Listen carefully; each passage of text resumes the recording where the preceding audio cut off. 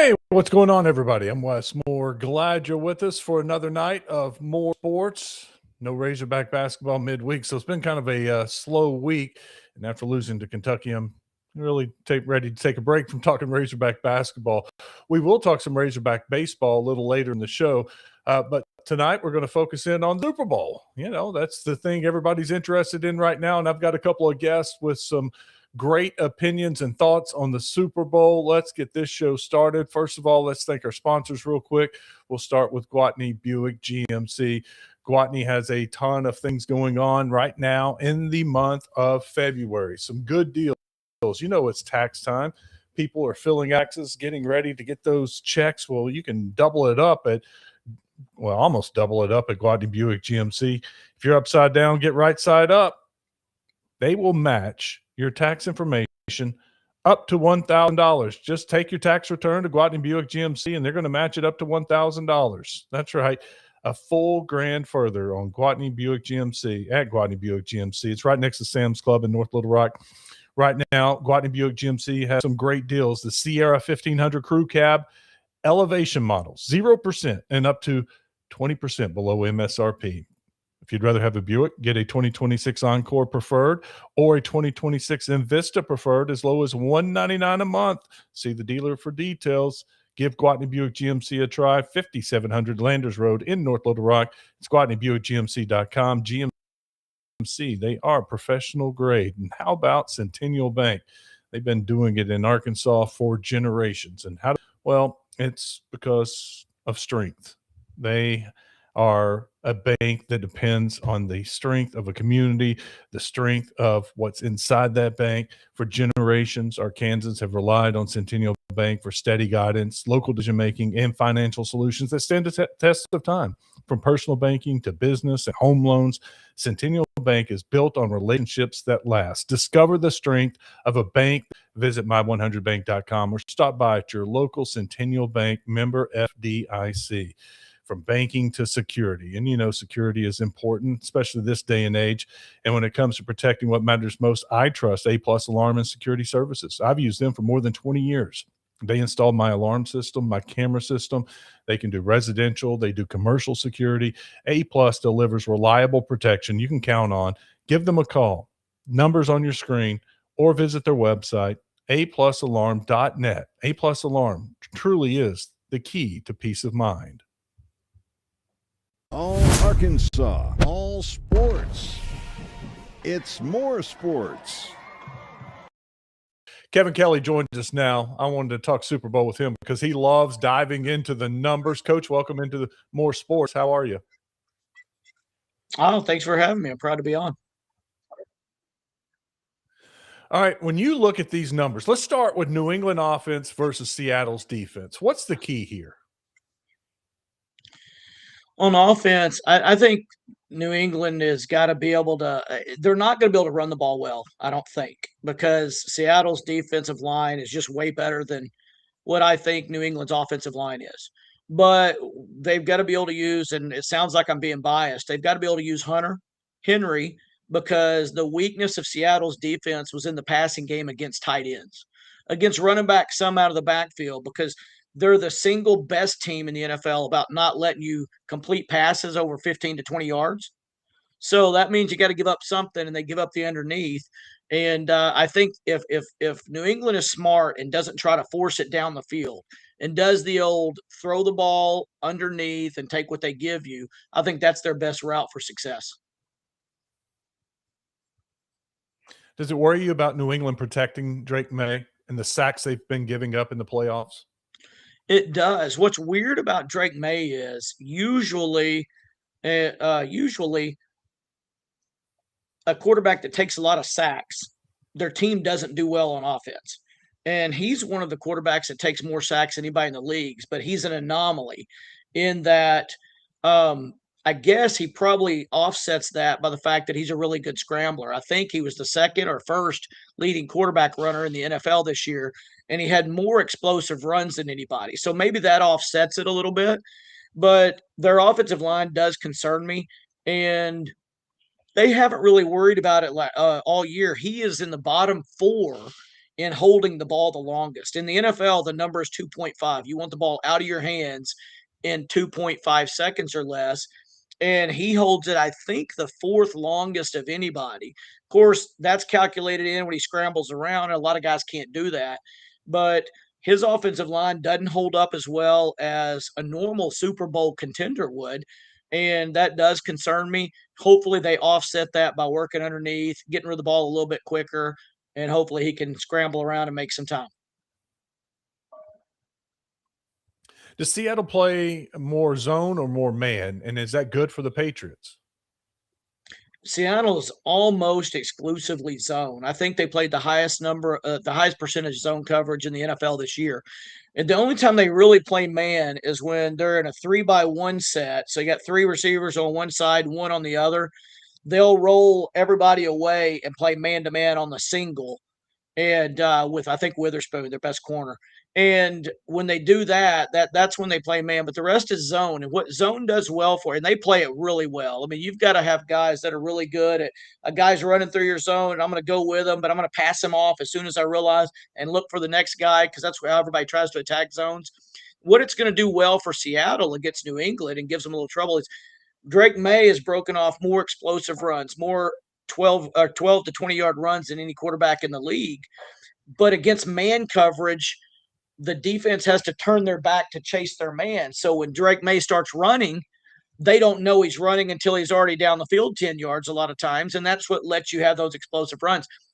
They give up a lot of 5 to 10-yard runs to quarterbacks, but in zone, everybody's facing forward. So as soon as they see him running, they can fly to the football and attack and not give up those explosive runs. So it's a little bit, they're doing a bend but don't break with the quarterback scrambles, as well as not giving up those deep shots like you give up sometimes in man-to-man. So to me, they're a conservative defense. They play a lot of zone to not let the ball get thrown over your head, not let the quarterback run, but they don't blitz very much either. I think they blitz the second least in the NFL and count on their front four to get the pressure on the quarterback, but they do a really good job of it. What about on the other side of the ball? Let's go with defensively against the Seattle offense.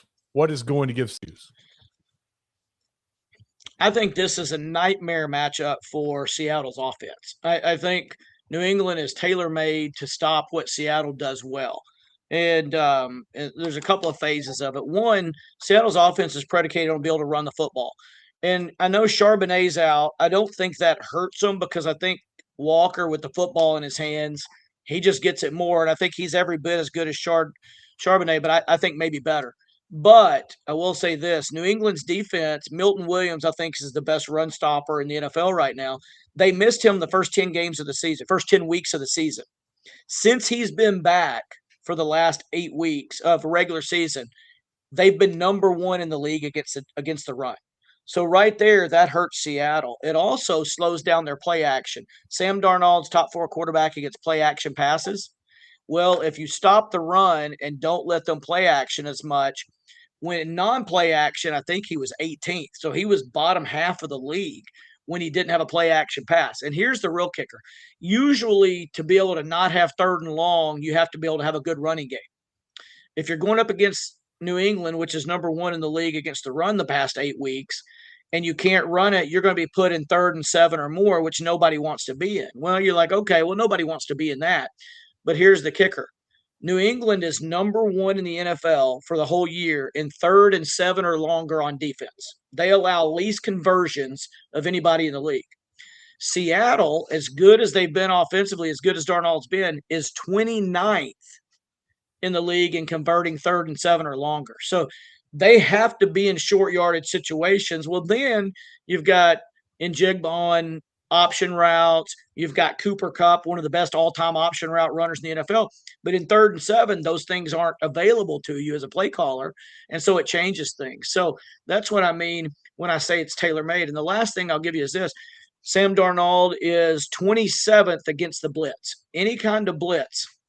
And the Patriots only blitz 21% of the time during the regular season. But in their 3 playoff games, they've upped it to 41%. They've doubled the amount. Sam Darnold being 27th against the blitz and the Patriots blitzing at a high rate and having success in the playoffs, I would expect they would know that number and continue to do what they've done in the playoffs, and that makes Sam Darnold back to what we know of as his old form. Proof of that would be this. The last top 15 defense that they played was the Minnesota Vikings. Against the Minnesota Vikings, Seattle averaged 3.53 yards per play, which is very, very bad. And what are the Vikings known for? Brian Flores was their defensive coordinator. They blitz more than anybody in the league, and they show you that mug front. And Seattle and Sam Darnold couldn't figure that out, and they struggled. What about Robert Spillane and the injury to the Patriots linebacker? He's a big part. If he can't play, does that change your thinking?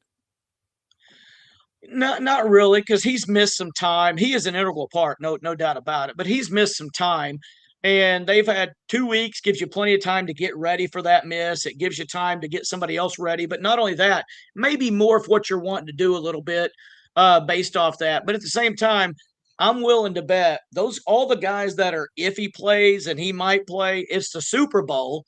You give the guy a Toradol shot, which is non-narcotic, and it makes you feel like you can do anything. And you cortisone the guys up, and that's just what they do, whether we like it or not. The guy's played his whole career to go play in a Super Bowl. I'm willing to bet the guy finds a way to play. As far as individual players, who are some guys that you think offensively have good games that this sets up for them? I hate to say it again, but I think Hunter Henry has a good game because of seeing that they're not as good against tight ends, that they're willing to let the tight ends work underneath. I think Ramondre Stevenson could really have a nice game catching the ball out of the backfield. He's shown that he's pretty good in the pass game. And again, they let those guys underneath. They'll be matched up on a real linebacker. They don't bring in and play a true nickel or dime defense a lot. So it's not going to be like a defensive back is guarding him that he can't get open on. So I think those two guys too. Kayshon Boutte has had a knack for catching long balls in super tight coverage. And, he might get loose on a deep pass, but I don't expect anybody from the Patriots wide receiver core to have a big game. They haven't all year. You'll have a guy that does something good, but not consistently. But I think it's going to be the workload's going to be on Hunter or Stevenson out of the backfield, or maybe, Henderson, the kid from Ohio State, has not played a ton in the playoffs. He played a lot. Matter of fact, he led the NFL in 60-yard runs, but they don't like him out of the backfield as a receiver. And so he's only had 9 carries in the playoffs, I think, in 3 games. So they've just worked him out. But if they could get him the ball out in open space, I think he's a guy that could make big plays out of the backfield. They just don't like to do it, whether it's they don't trust his route running or they don't trust his pass blocking or whatever. They just haven't played him as much in the playoffs.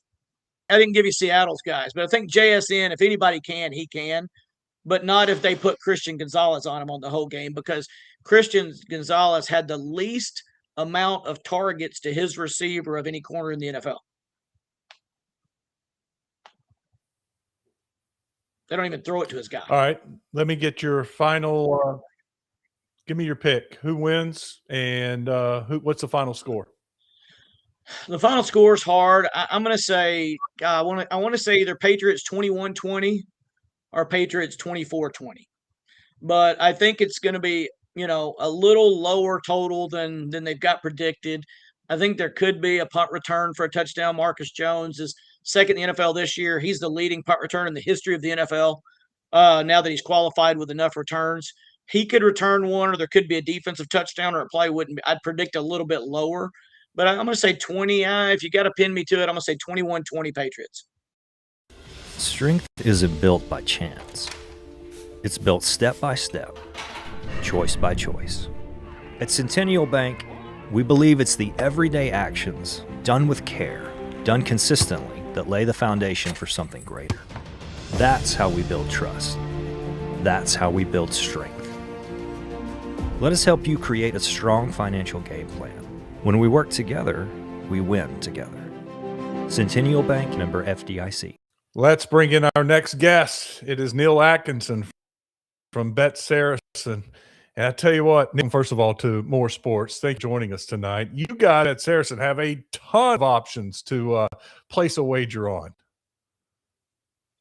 Well, yeah, you know how a lot of people refer to, well, this is the Super Bowl of golf. This is the Super Bowl of whatever, they refer to it, but this is the real Super Bowl. And it's just been an incredible experience. And with the technology that we have now with the apps and the types of combinations that we can do, and now this year we've even added actual streaming of the game through the BetVision product, which is a licensed product from the NFL.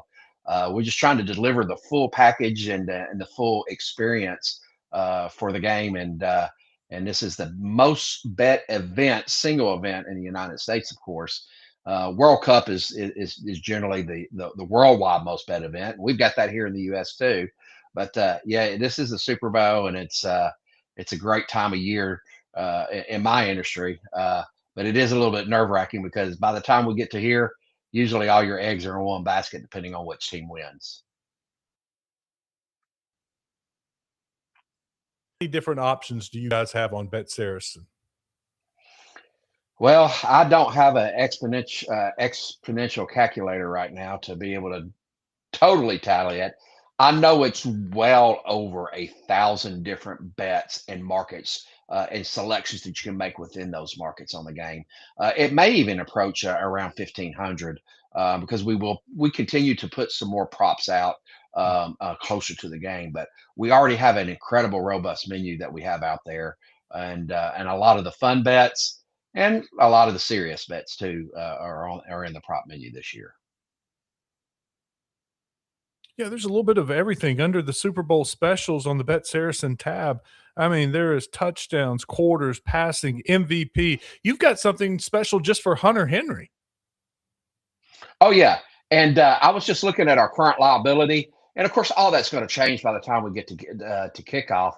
And just looking at my upcoming event liabilities, the number one most bet is for him to get anytime touchdown. So we just want to recognize, that and the ties with him going to where do you go? He went to PA, right? Or I, Yes. where his pedigree is here in Arkansas, and our sports bettors in the state have really gravitated towards his props, and I'm actually rooting for him to get a touchdown in it, even though it's going to cost the book a lot of money.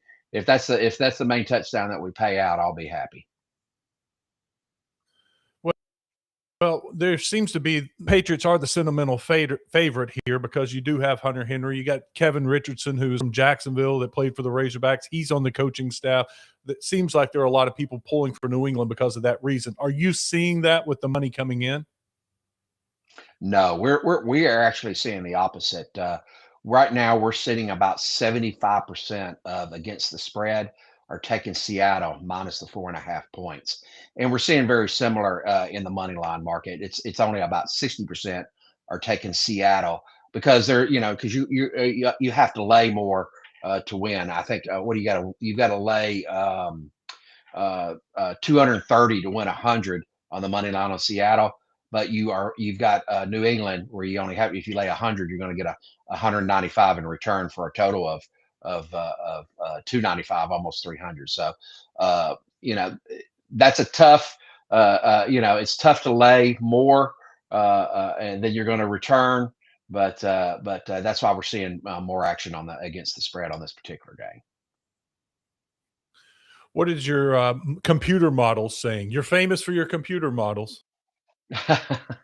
Yeah, those computer models have been right, and they've been really, really wrong at times too. But the model that nailed the national championship final score has the projected score of 24-20 Seattle. So that's based on that. And then I've got a secondary model that I like to use, and it's really, really close. That model's final projected scores is, with the raw numbers, is 25.8 and New England 21.3. So that model is leading a little bit towards Seattle a little bit more than the one that I've done a little bit better on this year.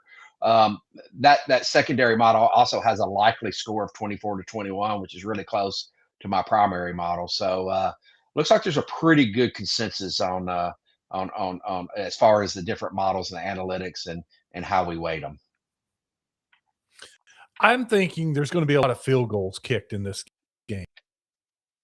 Is there a bet that I actually be a good bet for the number of field goals made?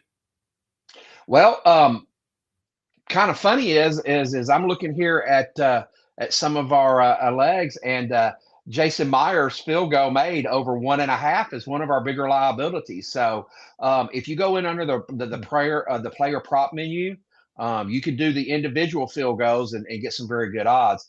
But when you're talking about field goals, I'm sorry, it's in the Super Bowl. It happened in the playoffs. It actually happened in the college football national championship game. Is the doink bet, and the doink is when an extra point or a field goal hit the upright and does not go in. So we've even got a special promo where if you opt in for it and you make a qualifying bet, and there is a doink that occurs during the Super Bowl, which you did, I think, 2 or 3 years ago. Everybody will get $25 in free bets at opt-ins for that promotion. So with the doink played a role in the playoffs this year and even in the national championship game for college. So we decided that we would put that up, and a lot of people asked us about it. Well, Bet Saracen is also famous for their promotions, and you've got a couple of really big-time promotions for the big game. Yep, we've got the profit boost and we got the no sweat bets. The profit boost is on the strike bets, and then the no sweat bet I think is on the parlay. I may have gotten that mixed around. Don't have them in front of me. We've got so many promotions on there. It's it's hard for me to keep up with them. But yeah, the promotions on that, people really have gravitated toward those, and they really do love them. Let me make sure I get that one particular right, because these promotions that people really love it. Yeah, the 100% profit boost is on a pre-match or a live 3 to 6 leg parlay, and then the no sweat bet is actually going to be on a pre-match straight bet that has at least odds of a plus 100 or better there. So you've got those two that you can combine with the doink of destiny that we're calling it, and you can get a little edge on us if you use those wisely. Is there a lot of live betting in the Super Bowl also?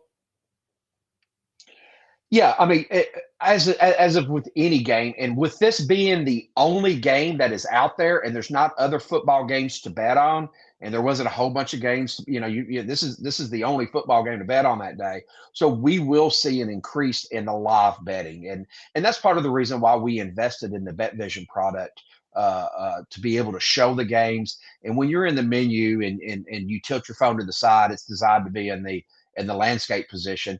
We have that betting menu right there beside the screen.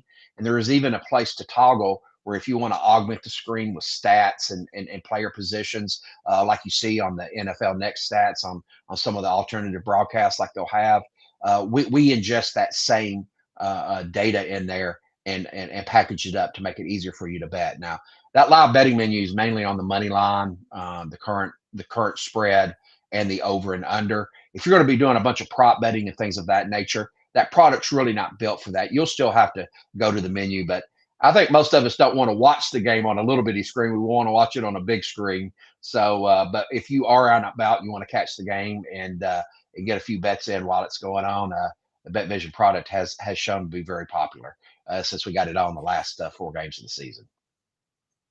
Neal, I know you're going to be a very busy man. You are a busy man. I appreciate you coming on and joining More Sports tonight. Thank you. All right, everybody. And one of my things I always like to say, a lot of people get really, really excited about the Super Bowl. Make sure you bet with your head and not over it. Keep this sports betting fun and entertaining. And good luck on your parlays, because I know you're going to do a lot of them this weekend. And don't forget also check out the Olympic coverage that we have too after the Super Bowl. Great stuff. Hope you're ready for the Super Bowl now. Know who's going to win, how many points are going to be scored, and just how this game's going to be played out. I do want to talk some Diamond Hogs baseball before we get out of here tonight. The coach's order of finish was released today. Arkansas was picked to finish 4th in the SEC. LSU picked to win it. Of course, the defending national champions. Texas, the defending SEC champs from last year, was number 2. Then Mississippi State, then Arkansas. The thing that I found interesting about it is the schedule for Arkansas. Normally, Razorback fans are wanting to complain about the difficult schedule that the SEC pushes out onto Arkansas. That is not the case this year. When you look at the 10 series that Arkansas plays in the SEC, 7 of those series are against the bottom half of the SEC, at least what it's picked to finish by the coaches out there. If the coaches are on, and look, they're not always perfect. There are always teams that are picked to do worse in the SEC. They do a lot better. But on paper right now is the way the coaches see it. Arkansas doesn't play LSU. They don't play Texas. They get to host Mississippi State. They go to Auburn, which on paper looks like their toughest series. Auburn picked to finish 5th in the SEC. And the only other team in the top half of the predicted order of finish is Florida, and they host Florida. The other teams that they're playing, Georgia, who's picked to finish 9th, they host. Ole Miss, who's picked to finish 10th, they host. They go on the road against Kentucky and Alabama. They're picked to finish 11th and 12th. Then you got OU in Baum-Walker Stadium. OU picked to finish 14th. South Carolina, Missouri, they go on the road to face those two teams, but they're picked to finish 15th and 16th. So on paper, at least what the coaches think, Arkansas has a very manageable schedule, and it's got to be one of the easiest in the SEC and one of the easiest I've seen for Arkansas baseball. Look, it's going to be difficult. It's SEC baseball. I mean, for example, Georgia's picked to finish 9th. Georgia has a good team, but Ole Miss has got a good team. They're picked to finish 10th. There are going to be 9, 10, 11 teams that make the NCAA tournament. They're still going to play a lot of NCAA tournament teams, but this is a chance for Arkansas to do some damage in the SEC this year, thanks to the luck of the schedule makers. At the very least, we know they don't have to play LSU or Texas, and they're expected to be very good this season. That's going to do it for tonight. Thank you for watching. Once again, hope you do well in the Super Bowl and enjoy watching the Super Bowl. We'll be back at it tomorrow night with a very special guest. I'm not going to tell you who it is yet. You're going to have to tune in and see, but it is worth tuning in tomorrow night for more sports. All Arkansas, all sports. It's more sports.